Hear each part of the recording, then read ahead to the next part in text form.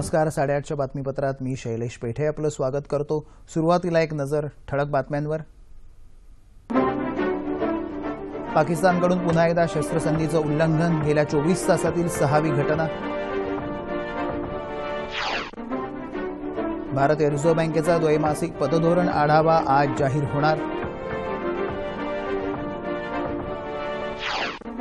राज्य मंत्रिमंडळाची आज औरंगाबाद इथं बैठक. ओला दुष्काळ जाहीर करण्याची विरोधकांची मागणी. यंदाचा ऊस गाळप हंगाम 1 डिसेंबरपासून सुरू होणार. मुख्यमंत्री देवेंद्र फडणवीस.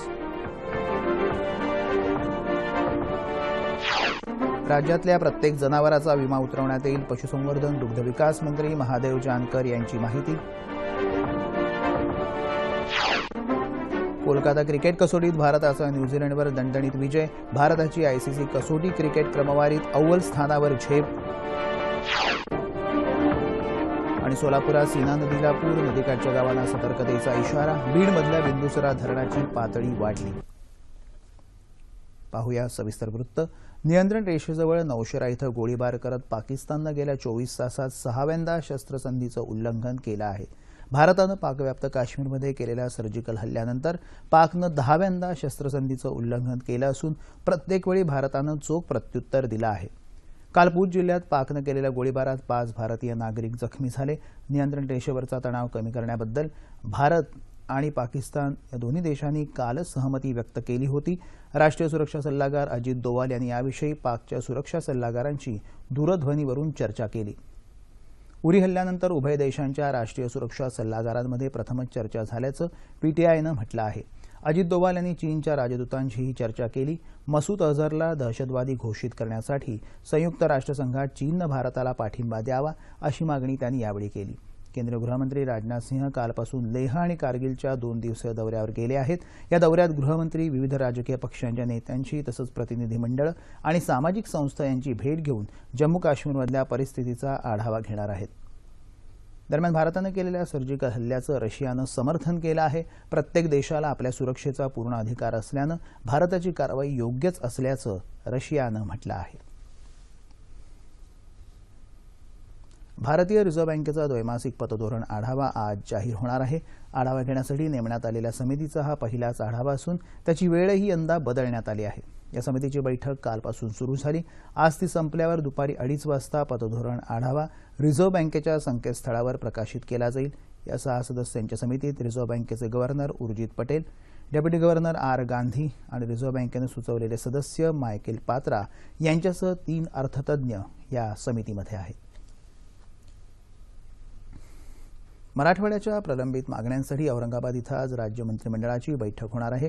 गेले काही वर्ष दुष्काळाचा सामना करणाऱ्या आणि आता अतिवृष्टीचा फटका बसलेल्या मराठवाड्यांच्या प्रश्नांच्या पार्श्वभूमीवर ही बैठक अतिशय महत्त्वाची मानली जात आहे. मराठवाड्यात अतिवृष्टीमुळे अतोनात नुकसान झालं आहे. त्यामुळे सरकारनं तातडीनं ओला दुष्काळ जाहीर करून शेतकऱ्यांना मदत करावी अशी मागणी विधान परिषदेतले विरोधी पक्षनेते धनंजय मुंडे यांनी केली आहे. काँग्रेसचे ज्येष्ठ नेते आणि माजी मंत्री नारायण राणे यांनी शेतकऱ्यांना संपूर्ण कर्जमाफी द्यावी अशीही मागणी केली आहे. राज्यातली ऊसाची उपलब्धता लक्षात घेता यंदाचा ऊस गाळप हंगाम येत्या 1 डिसेंबरपासून सुरू करण्याचा निर्णय मुख्यमंत्री देवेंद्र फडणवीस यांच्या अध्यक्षतेखाली झालेल्या मंत्री समितीच्या बैठकीत घेण्यात आला. मुख्यमंत्र्यांच्या वर्षा या शासकीय निवासस्थानी ऊस गाळपाचा आढावा आणि गाळप हंगाम योजनाबाबत काल बैठक झाली. त्यावेळी हा निर्णय घेण्यात आला. गेल्या 4 वर्षांच्या दुष्काळी परिस्थितीमुळे यंदाचं ऊसाचं उत्पादन घटलं आहे. मात्र राज्यात सर्वत्र जोरदार पाऊस असल्यामुळे त्याचा फायदा पुढच्या वर्षीच्या गाळप हंगामासाठी होईल. ही परिस्थिती लक्षात घेता हा निर्णय घेण्यात आला. यावर्षी 6,33,000 हेक्टर ऊसाचं क्षेत्र असून 493 लाख मेट्रिक टन एकूण ऊस उत्पादन होणार आहे. राज्यातलं ऊसाचं क्षेत्र ठिबक सिंचनाखाली आणण्याची आग्रही भूमिका मुख्यमंत्र्यांनी या बैठकीत मांडली. सागरी जैवविविधतेचं जतन करण्यासाठी सागरी किनारे स्वच्छ करण्याबरोबरच द्रवकचरा व्यवस्थापनावर राज्य सरकार काम करत असल्याचं मुख्यमंत्री देवेंद्र फडणवीस यांनी म्हटलं आहे. संयुक्त राष्ट्रांचे पर्यावरणविषयक कार्यकारी संचालक एरिक सोल्हीम यांच्याशी सागरी पर्यावरणाबाबत चर्चा करणं फलदायी ठरल्याचं मुख्यमंत्र्यांनी ट्विटरवर म्हटलं आहे. सागरी जैवविविधता जपण्यासाठी घन आणि द्रवकचरा व्यवस्थापनावरही भर देण्यात येत असल्याचं मुख्यमंत्री म्हणाले. कृषी फीडर सौर ऊर्जेवरती चालवण्याबाबतही चर्चा झाल्याचं मुख्यमंत्र्यांनी म्हटलं आहे. रत्नागिरीतल्या अणुऊर्जा प्रकल्पाला असणारा विरोध हा प्रामुख्यानं जनतेचा असून शिवसेना जनतेच्या बरोबर उभी आहे असं केंद्रीय अवजड उद्योग मंत्री अनंत गीते यांनी स्पष्ट केलं. अणुऊर्जेला सेनेचा विरोध नसला तरी सुरक्षेच्या दृष्टीनं घातक असणारा हा प्रकल्प महाराष्ट्रात येऊ नये अशी सेनेची भूमिका असल्याचंही गीते म्हणाले. शिवसेना प्रमुख बाळासाहेब ठाकरे यांनी मांडलेल्या आर्थिक निकषावर आरक्षण या भूमिकेवर शिवसेना ठाम असल्याचं सांगत मराठा आरक्षणाला सेनेचा विरोध नसल्याचंही त्यांनी स्पष्ट केलं. मात्र याविषयी पक्षप्रमुख उद्धव ठाकरेच अधिकृत भूमिका मांडतील असंही गीते म्हणाले. राज्यातल्या प्रत्येक जनावराचा विमा उतरवण्यात येणार असल्याची माहिती पशुसंवर्धन, दुग्ध आणि मत्स्य विकास मंत्री महादेव जानकर यांनी दिली. ते नवी दिल्लीत झालेल्या अनौपचारिक चर्चेदरम्यान बोलत होते. दुष्काळग्रस्त भागातील गावांमध्ये दुग्ध विकास कार्यक्रम राबवणार असून त्याअंतर्गत प्रत्येक गावाला 1.5 कोटी रुपयांचा निधी उपलब्ध करून देणार असल्याची माहितीही त्यांनी दिली. आतापर्यंत विविध जनावरांचा विमा काढून राज्यातल्या शेतकऱ्यांना 8.5 कोटी रुपयांचा निधी वितरित करण्यात आला आहे. राज्यात केज कल्चर विकसित करून गोड्या आणि खाऱ्या पाण्यातल्या मासेमारीचा या उपक्रमात समावेश करण्यात आल्याचंही जानकरांनी सांगितलं. आगामी काळात होणाऱ्या नगरपालिका, पंचायत समित्या, जिल्हा परिषद निवडणुकांमध्ये राष्ट्रवादी काँग्रेसबरोबर आघाडी करण्याचा निर्णय हा स्थानिक पातळीवर घेण्यात येईल असं काँग्रेसचे प्रदेशाध्यक्ष खासदार अशोक चव्हाण यांनी सांगितलं. ते उस्मानाबाद इथं पत्रकार परिषदेत बोलत होते. नुकत्याच झालेल्या परतीच्या पावसामुळे उस्मानाबाद, बीड आणि लातूर जिल्ह्यात 500 कोटी रुपयांपेक्षाही जास्त नुकसान झालं असल्याचा प्राथमिक अंदाज आहे. औरंगाबाद इथं होणाऱ्या मंत्रिमंडळ बैठकीत नुकसानीचे तातडीनं पंचनामे करण्याचा निर्णय घ्यावा आणि 1 महिन्याच्या आत मदत मिळावी अशी मागणीही चव्हाण यांनी केली.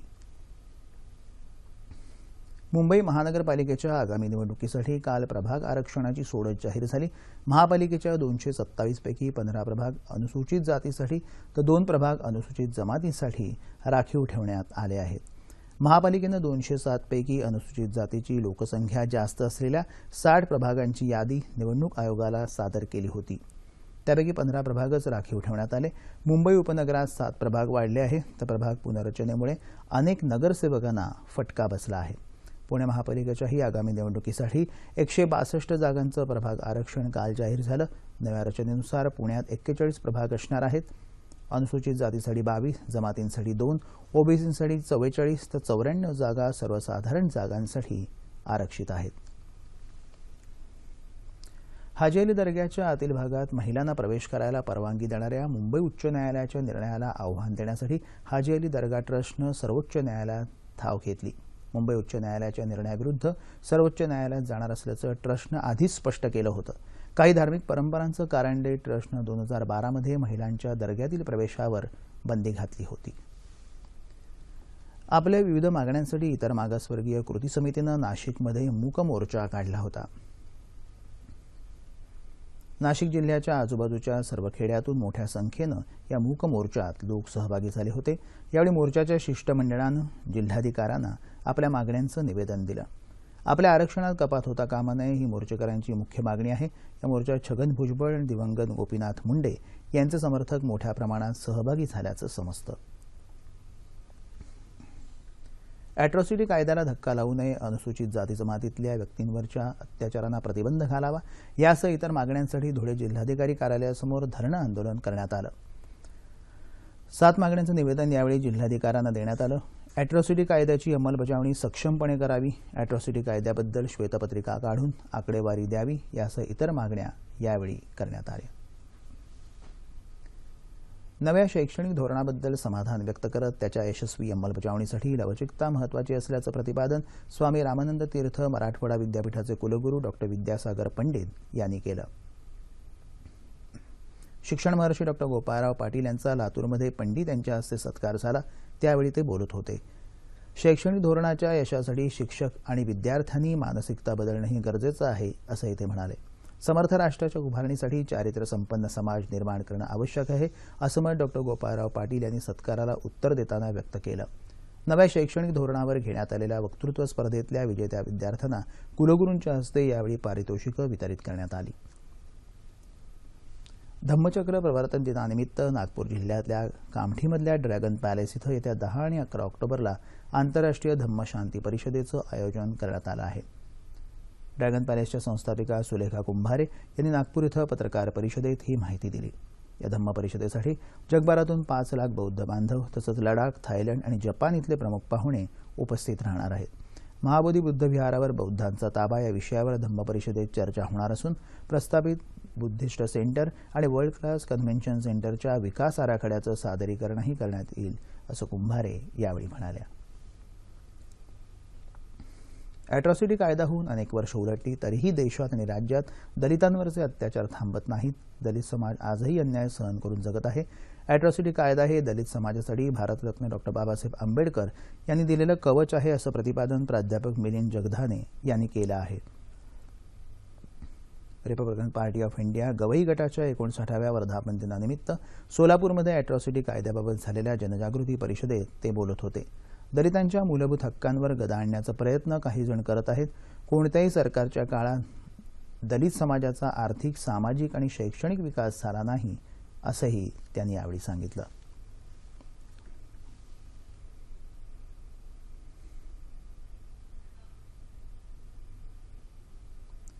मुंबईत आयोजित करण्यात आलेल्या चित्रांजली कार्यक्रमात चित्रकार राजा रविवर्मा पुरस्कार प्रदान करण्यात आले. या कार्यक्रमाला परराष्ट्र व्यवहार राज्यमंत्री व्ही.के. सिंग, हरियाणाचे राज्यपाल कप्तान सिंग सोलंकी यांच्यासह इतर मान्यवर उपस्थित होते. यावेळी मान्यवरांच्या हस्ते ज्येष्ठ चित्रकारांना पुरस्कार प्रदान करण्यात आले. राजा रविवर्मा यांच्या कलेला पुढील पिढीपर्यंत नेण्यासाठी चित्रांजलीसारखे अनेक उपक्रम राबवावेत असं व्ही.के. सिंग यावेळी म्हणाले.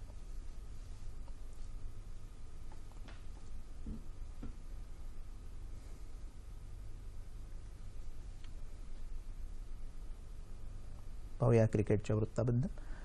कोलकाता क्रिकेट कसोटीत न्यूझीलंडवर 178 धावांनी दणदणीत विजय मिळवत भारतानं कसोटी क्रिकेट मालिका खिशात घातली.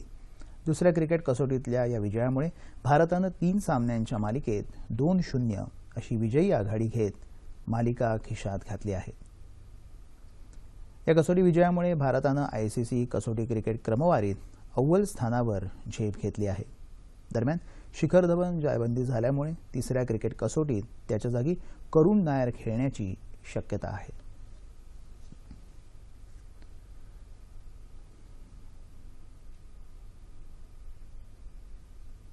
राज्याचं पावसाबाबत वृत्त आहे. सोलापूर जिल्ह्यात मुसळधार पावसामुळे 27 गावातल्या 217 घरांची पडझड झाली आहे. त्याचप्रमाणे पिकांचं मोठ्या प्रमाणात नुकसान झालं आहे. सीना कोळेगाव या क्षेत्रात मुसळधार पाऊस झाल्यामुळे धरणातून सीना नदीत पाण्याचा विसर्ग होत आहे. त्यामुळे नदीकाठच्या गावांना सतर्कतेचा इशारा देण्यात आला आहे. जिल्हाधिकारी रणजित कुमार यांनी ही माहिती दिली. उजनी धरण 100% क्षमतेनं भरलं आहे. या पाण्याचं दीर्घकालीन नियोजन केलं जात आहे असंही ते म्हणाले. मराठवाड्यातही बीडमध्ये काल रात्री जोरदार पाऊस झाल्यामुळे बिंदुसरा धरणाच्या पाणी पातळीत मोठ्या प्रमाणात वाढ झाली आहे. त्यामुळे बीड शहरात पाणी शिरलं होतं. येत्या 36 तासात कोकणात बहुतांश ठिकाणी तर मध्य महाराष्ट्र, मराठवाडा आणि विदर्भात काही ठिकाणी मेघगर्जनेसह पाऊस पडण्याची शक्यता आहे. याच काळात उत्तर कोकणात तुरळक ठिकाणी मेघगर्जनेसह जोरदार पावसाचा इशारा हवामान खात्यानं दिला आहे. ठळक बातम्या पुन्हा एकदा. पाकिस्तानकडून पुन्हा एकदा शस्त्रसंधीचं उल्लंघन. गेल्या 24 तासातली 6वी घटना. भारतीय रिझर्व्ह बँकेचा द्वैमासिक पतधोरण आढावा आज जाहीर होणार.